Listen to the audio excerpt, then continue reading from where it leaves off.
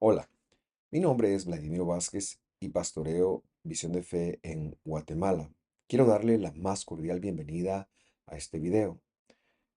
En nuestra iglesia hemos entendido que los apóstoles en Hechos enviaron a aquellos creyentes que venían del mundo gentil a estudiar las predicaciones de Moisés que en ese momento histórico se hacían semana a semana.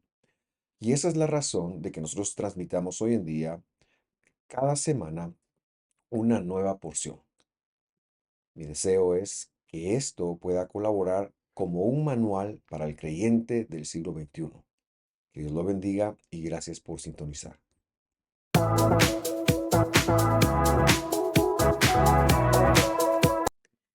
Bienvenidos a otro estudio. Hoy veremos Bejucotai, que comprende la porción de Bejucotai, que quiere decir en Mishukot, pero que comprende del capítulo 26, versículo 3 del Levítico, Vayikra, como se dice en hebreo, al 27:34, es decir, al final del libro. Y recordará usted que hay porciones que se leen en conjuntos con otras porciones en un año donde no hay 13 meses hebreos. Esto casi que sucede un año sí, un año no. En este año solamente tenemos 12 meses, por lo tanto, esta porción se ha de leer con la porción de Bear. Bear quiere decir en la montaña o en el monte, pero que el año pasado, pues por ser un año de 13 meses, leímos ambas. Vivimos ambas porciones. Hace 2 años, cuando solo se leyó una de las dos, leímos Behar, así que hoy queremos leer Bejucotai. Y quiero introducir este tema en primer lugar recordando lo que vimos el año pasado, pero también hay una cosa más que quiero refrescar en su mente para que podamos ponerle un poco más de contexto a todo. El año pasado el tema se llamó El éxito a la manera de Dios, que veíamos cómo partía de la elección divina. Dios hace una elección por gracia, por medio de su fidelidad y sus promesas. De hecho, la palabra Bejutai está ligada a eso.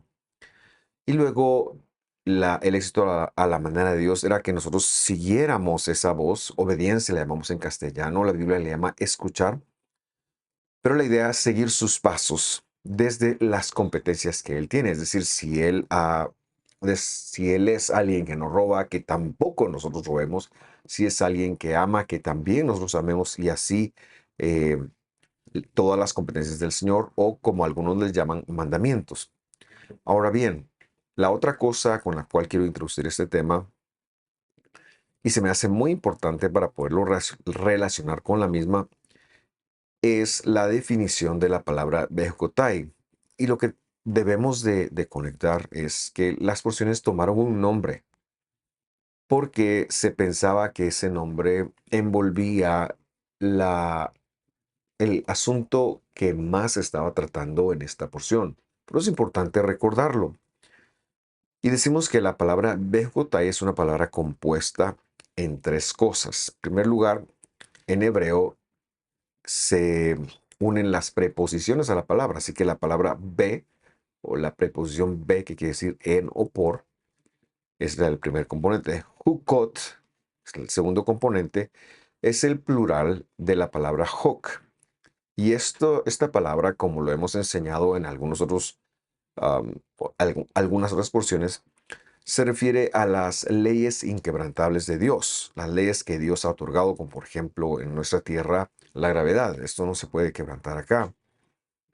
O el sol, o la tierra girando alrededor del sol, o el ciclo lunar, pero que también se usa la misma palabra cuando se habla de salvación, de promesas.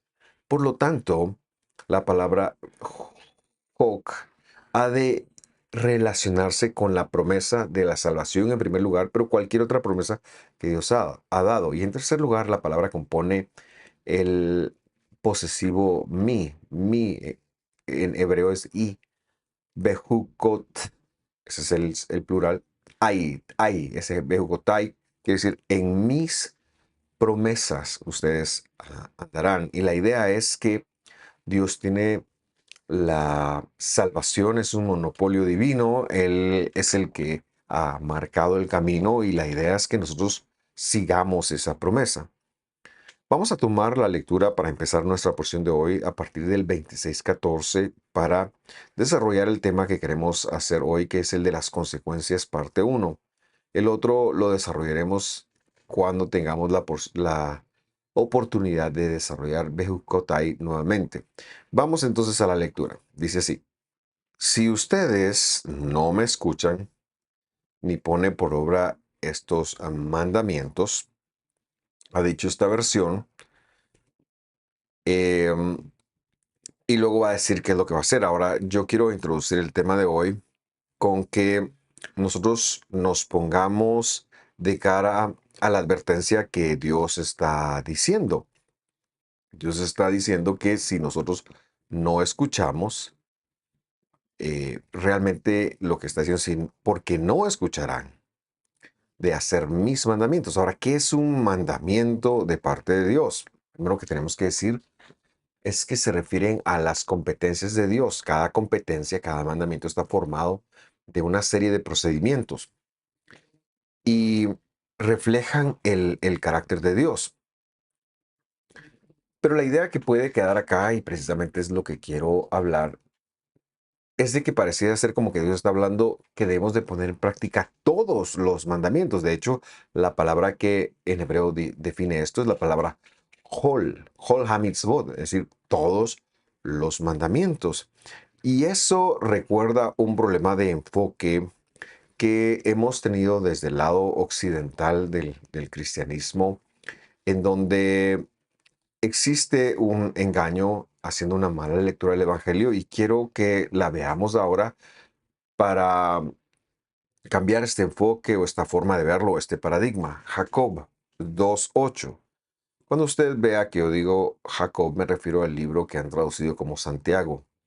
De hecho, Santiago quiere decir San Jacobo, San Jacob, eh, que es, pero su nombre no lleva un santo, eso es idolatría, su nombre es Jacob, así que leemos Jacob 2:8, dice, hacen muy bien si de veras cumplen la ley suprema de la Escritura, ama a tu prójimo como a ti mismo. La Biblia está definiendo esto como Jesús lo dijo. Mira, ¿cuáles son los mandamientos más importantes? El mandamiento más importante le preguntaron una vez a Jesús y su respuesta fue, el mandamiento más importante es el Señor. Escucha Israel, el Señor nuestro Dios es uno. Y lo dijo. Y el segundo, también el segundo mandamiento más importante es ama a tu prójimo como a ti mismo.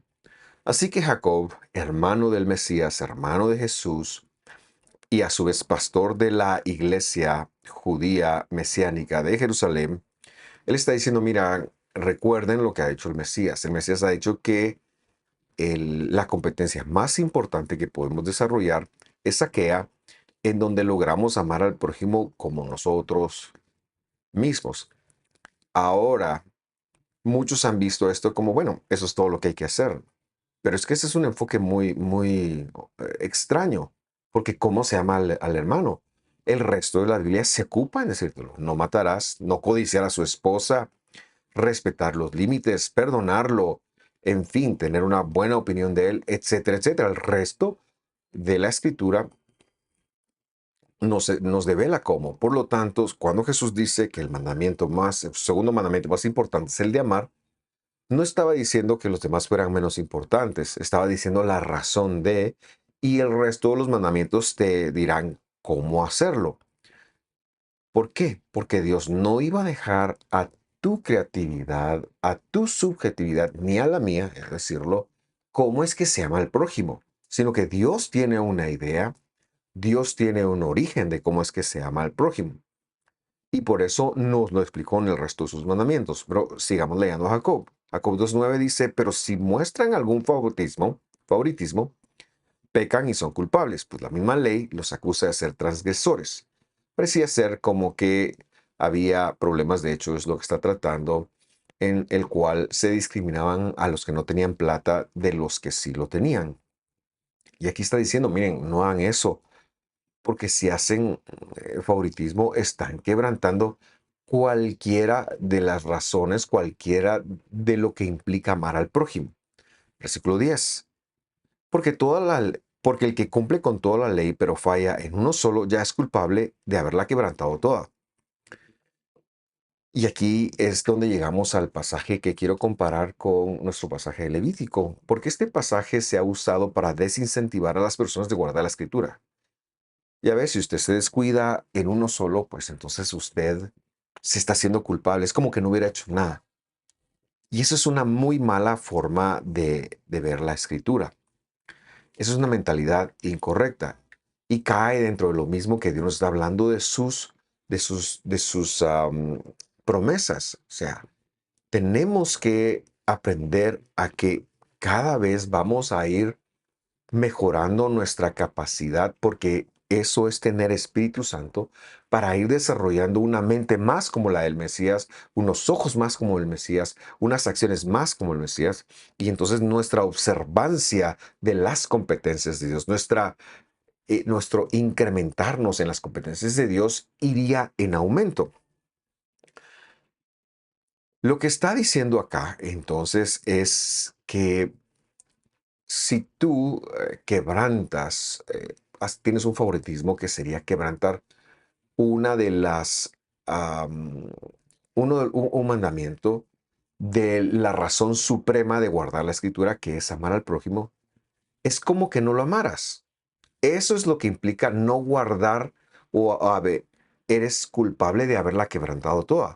¿Por qué razón? Porque el mandamiento supremo, ya lo dijo, es amar a tu prójimo como a ti mismo. Pero si muestras favoritismo, entonces no estás echando a tierra todo el segundo mandamiento más importante.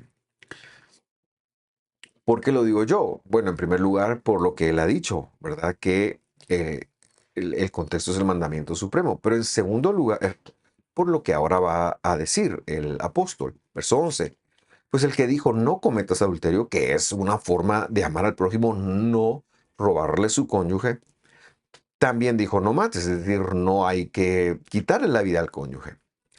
Si no cometes adulterio, pero ya matas, has violado la ley. Y en este caso se refiere al mandamiento supremo de amar al prójimo. Por supuesto, has fallado en el amor. A eso se refiere con haber violado toda la ley. De la misma manera, cuando nosotros vamos a la escritura y entendemos que se trata de ser como Dios en todas las cosas, la idea es ir creciendo. No te desanimes, empieza con uno, empieza con cambiar tu mentalidad de evitar guardar su palabra o de pensar que es una judaización. No lo es. Estamos hablando de ser bíblicos. Y me gusta siempre decir esto porque judaizar es el acto de tomar la política, la religión judía, la forma de entender la Biblia judía, que a veces se divorcia de lo escrito, y tratar de decir que esa es la ley de Dios. Eso es judaizar.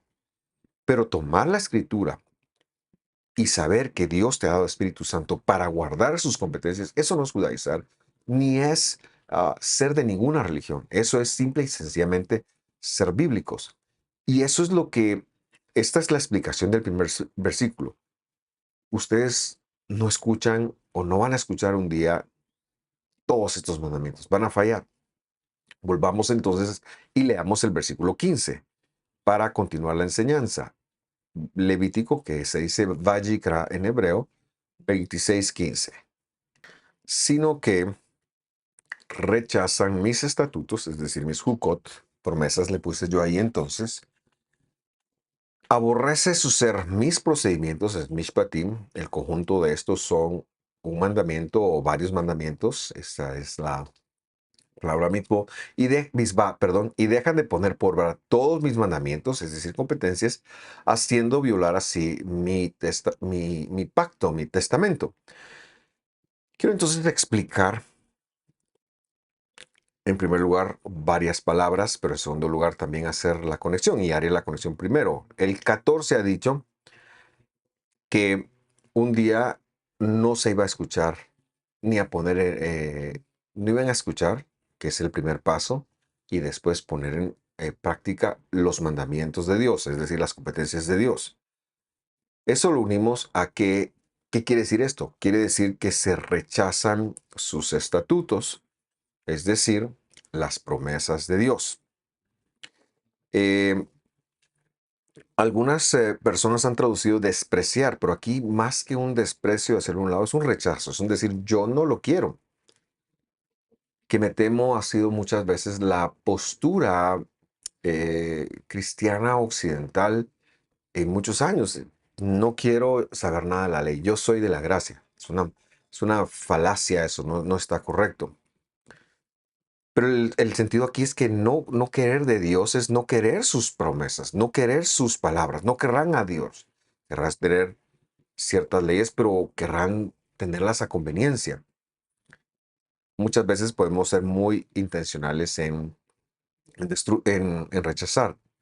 Que eso no nos pase porque nuestros maestros nos han enseñado mal y decimos y aprovechamos esta tribuna para refrescar. Dios nos dejó la escritura por amor. Su escritura fue entregada porque es perfecta, porque es su mente. No podemos ir escogiendo en ella que sí y que no. Eso es precisamente lo que Dios está advirtiendo aquí. Ha habido un rechazo a la misma. En segundo lugar, quiero ahondar un poquito sobre los mishpatim. ¿Qué son los mishpatim? Lo tradujimos así en lugar de la palabra ordenanzas que muchas veces ponen. Aunque he de decir que la Reina Valera antigua lo tradujo correctamente cuando puso derecho, pues el mishpat en singular es un derecho, es una defensa del procedimiento correcto, es lo derecho, lo que hay que hacer. Y esto nos lleva entonces a entender que eh, la escritura ha enseñado, tanto aquí en Levítico como en Deuteronomio, que la ley del Señor, la Torá del Señor, tiene dos grandes asuntos. El primero de ellos son las promesas. Y especialmente, y la magnificamos sobre nivel, la promesa de la resurrección, la promesa de la salvación, la promesa de reconciliarnos con Él. Esta es la primera gran promesa y es lo que la palabra pacto encierra. Aunque a mí la palabra pacto, cuando se refiere a Dios, no me gusta tanto porque podría estar alguna persona inclinada a pensar que puede agregarle algo a Dios, que se puede pactar con Dios. Con Dios no se puede pactar. Él lo tiene todo, no necesita nada. Pacto aquí es testamento, es un regalo, es una promesa. Pero esa es la primera parte. Y la otra parte son los procedimientos de Dios. Dios ha dicho que su ley tiene esos dos componentes y el creyente, luego esto lo enseña Pablo en Gálatas, debe de vivir incorporándolos a su vida. Pero no hacerlo es violar el testamento que Dios nos ha dado. Es como que Dios dio un testamento y nosotros digamos, yo no lo quiero, yo lo rechazo. También he traducido el verbo que conjuga, perdón, a la palabra testamento como violar en lugar de, a ver, ¿cuál es la otra palabra que lo habían traducido?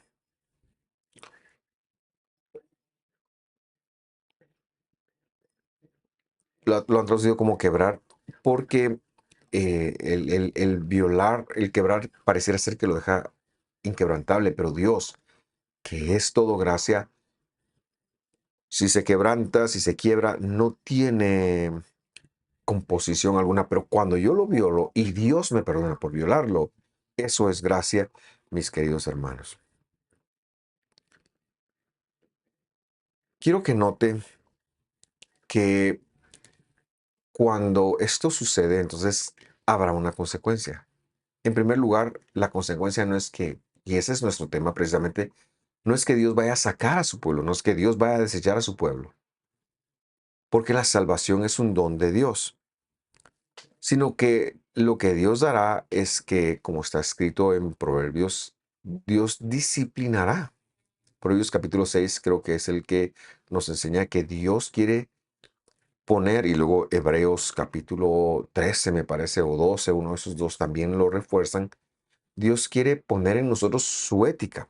Por lo tanto, seguimos leyendo, regresando a Levítico 26:16. Dice, entonces yo haré esto a ustedes. Y aquí vemos las consecuencias. Número uno, permitiré que sean visitados con un terror repentino o perturbación, con extenuación y con fiebre que acaba con los ojos, dice literalmente. y esto abatirá su vida. En vano sembrarán su semilla y se la comerán sus enemigos. Este verbo fue realmente un reto traducirlo y lo quiero desarrollar poco a poco, porque lo que quiero que conecte es que aquel que rechaza la gracia, rechazando los mandamientos de Dios, aquel que no se toma estar el testamento del Señor en serio, aquel que solo quiere las promesas, pero que no quiere incorporar los mandamientos, va a tener una consecuencia.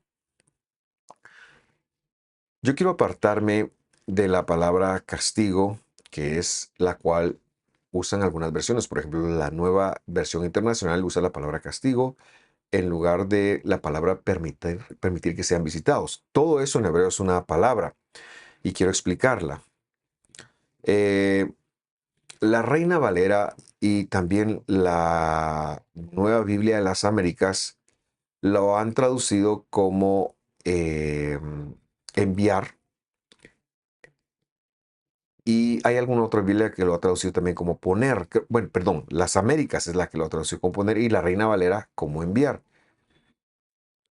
Pero el verbo aquí es el verbo pakad y está en un modo causativo. Entonces es como que Dios esté diciendo, yo voy a causar, voy a permitir, por eso traduje permitir, que ustedes sean visitados. Ahora es una visita, no es algo que viene a quedarse para siempre. Es como una consecuencia de nuestras acciones, pero no es un estado que no se puede cambiar. Eso es lo que quiero señalar. Y lo primero que dice es que los va a visitar con un terror repentino. Ahora, ¿qué quiere decir eso? Quiere decir que habría la sensación de vivir con abatimiento, con derrota. Y por eso es que yo traduje este verbo también como extenuación. Seríamos Temeríamos a todo y estaríamos abatidos, viviríamos en derrota. Y por último, había una fiebre que atacara los ojos. ¿Qué quiere decir esto? Quiere decir que el calor de nuestra desesperación, la ansiedad, el estrés, quizás son cosas que la Biblia está previendo aquí, nos calentarían los ojos, harían que nosotros ya no pudiéramos ver bien ni siquiera para salir de las situaciones. Es como una torpeza por estar tan aturdido que uno no sabe qué hacer para salir. Y esta es una consecuencia, en primer lugar, de haberse apartado del pacto, pero que también vemos que la Biblia está hablando de que Dios la ha traducido. Y el verbo de que, el verbo de ser visitados, eh, es causativo, pero el verbo abatir, el verbo que hemos traducido como abatir, es un verbo que está en un estado piel, que tiene una fuerza muy grande y lo que Dios está tratando de decir acá es que si nosotros nos salimos de su protección, que son sus mandamientos, que es su palabra, que es atender a su pacto, que es entender que somos hijos de pacto, que somos salvos, por lo tanto nos compete guardar su palabra, por lo tanto nos compete guardar mandamientos, si nosotros hacemos eso, vamos indefectiblemente a ser abatidos. Esto es una consecuencia de haber abandonado el testamento de Dios y Dios como Padre perfecto que es, no nos va a eximir de las consecuencias. Veamos algo más, versículo 17. Dice, pondré mi rostro contra ustedes y sus adversarios los acorralarán. Los que aborrecen los dominarán y ustedes huirán sin que nadie los persiga. Ya ha hablado en función de los enemigos en primer lugar de que sembraríamos y nuestros enemigos se lo comerían. Pero aquí enfatiza algo y es que yo pondré mi rostro contra ustedes. De hecho, viendo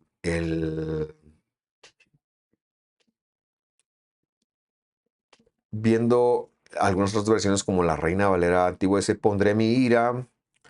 La Nueva Biblia de las Américas lo traduce muy bien. Fijaré mi rostro contra ustedes. Y luego la Reina Valera, pondré mi ira sobre ustedes también, la Reina Valera más moderna. ¿Qué quiere decir que Dios ponga su rostro contra nosotros? Quiere decir que Dios mismo nos resistirá. Es decir, hoy por hoy su rostro, que representa la capacidad de adopción, de bendecirnos, va a resistirnos para que nos volvamos a Él, al punto que nuestros adversarios pueden acorralarnos y vivir nosotros en el dominio de las personas que no tienen temor de Dios. Y eso pasó en Israel antiguo y ha pasado al pueblo de Dios en la medida que el pueblo de Dios se ha olvidado de los mandamientos. Sin embargo, la enseñanza que queda es que Dios nos está resistiendo, porque su intención es que nos volvamos a su protección. Su intención es amarnos, su intención es cuidarnos, su intención es que no escalemos esta rebeldía. Este tema se llama Las consecuencias uno, porque la próxima vez que hablemos de esta porción, seguramente tendremos que mencionar qué pasa si a pesar de esto no nos volvemos al Señor, no nos volvemos a su palabra. Bueno, eso escala y ya lo podremos leer cuando vuelva a tocar el turno a esta porción. Sin embargo, yo quiero comparar esto con lo que la Biblia ya escribió en el capítulo 34, versículo 6 de Éxodo, de Shmot, y quiero que terminemos esta, este tiempo leyendo eso. Y dice ahí, pasando delante de él, es decir, Dios pasando delante de Moisés, Dios le está dando una visión a Moisés. Proclamó, el Señor, esto es Hashem, Hashem o Adonai, Adonai, Dios compasivo y misericordioso. Eso se conoce en el judaísmo como los 13 atributos de bondad de Dios. Y, y de hecho sí hay 13 características acá cuando se las lee en hebreo.